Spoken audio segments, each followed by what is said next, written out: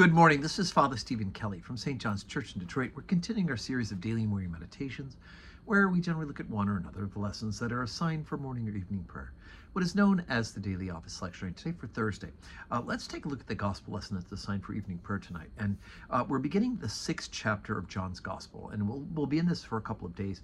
It is really the great chapter about the theology of the Eucharist, the Holy Communion, the Blessed Sacrament.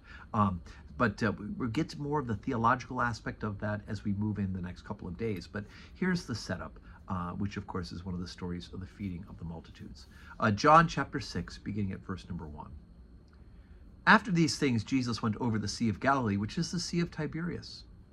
And a great multitude followed him because they saw his miracle which he did on them that were diseased.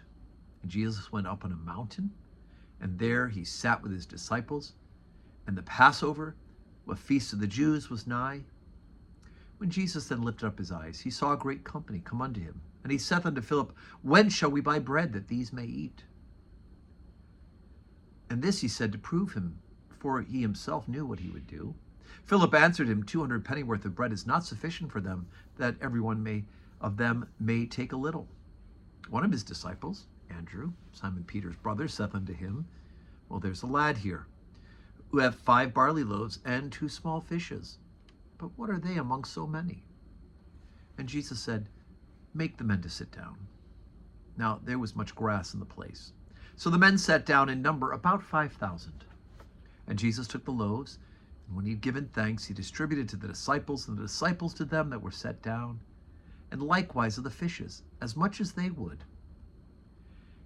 When they were filled, he said unto his disciples, Gather up the fragments that remain, that nothing be lost. Therefore they gathered them together, and filled 12 baskets with the fragments of the 5 barley loaves, which remained over and above unto them that had eaten.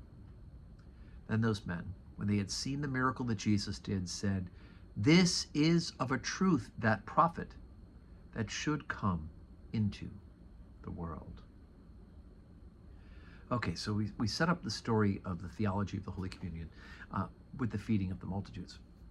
And there's some things that we kind of start to take a thought about as we think about this. First of all, it's near the Passover. And so we would have had the preparation for the Passover meal would have been coming up, in which case they would have been involved with unleavened bread and the killing of the Passover lamb, etc. But Jesus is thinking about immediate needs here, right? These people are going to be hungry. They'll faint on the way home. We need to feed them. And out of the gift of a small amount of food, all 5,000 are fed. And not only are all 5,000 fed, but there's so much food left over, they fill up 12 basket loaves of the food and left over, right? Over and above. And of course, we start thinking about things like how God fed the people in the wilderness. Here they are in the wilderness. They don't have food in this story. In the wilderness, the people, the Jews, did not have food. God provided bread for them, bread enough. But in the case of that, they could only take enough bread for that day. They had to trust that God would feed them the next day. In this story, there's bread enough and an overabundance. Jesus says, gather it up that nothing may be lost, right? So there's, like, the people themselves should be gathered up that nothing should be lost as well. And of course, that number 12 is the 12 tribes of Israel, 12 apostles, right? The number 12 is a sign of this presence of God and him being at work with his people. So all of these things start to begin to point towards the fact that just as God fed in the wilderness, provided manna from heaven, the bread from heaven, and the quails, the meat, here we have Jesus providing so much from so little. He blesses it, breaks it, and just by the distribution, there's more than enough food and fishes, meat and bread. And those men, when they had seen the miracle that Jesus did, said, This is of a truth that prophet that should come into the world. Right? And of course, Moses was that great prophet who was the one who would lead the people of Israel out of slavery ultimately to the promised land. Jesus, of course, is going to free them from their sins. So again, much more Eucharistic theology coming up in the ensuing verses. But here's a foundation for us today. So today's Thursday.